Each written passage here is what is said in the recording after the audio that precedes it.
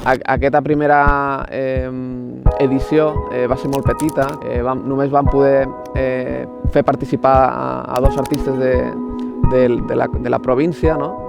I aleshores en aquell moment jo senzillament estava treballant en un projecte que tenia una estètica concreta i tenia,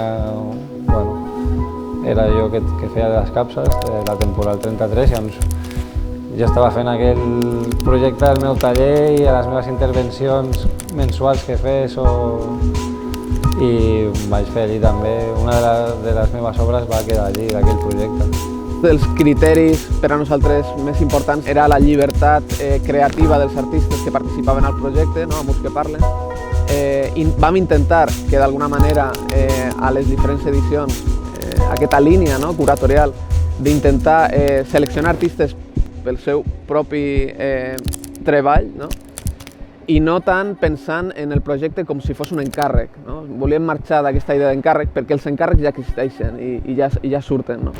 Les ciutats solen ser molt grises, el pensament de vegades també segons com és bastant fosc i està bé que l'art ve a donar llum i color i esperança als ciutadans i als pobles, a les ciutats. Jo veig que hi ha moltes possibilitats. Llavors, una cosa interessant també d'aquesta primera edició és el mural de l'enguany. És una bona mostra, jo pense, de l'objectiu que nosaltres teníem amb el projecte, que era també aquesta vinculació del propi artista amb el veïnat. Oriol va anar pel seu propi compte a parlar amb diferents veïns i va recollir una història, que era la d'aquest veí del Serrallo, que de petit recordava haver treballat amb els pescadors. Llavors això es va reflexar d'alguna manera la seva proposta.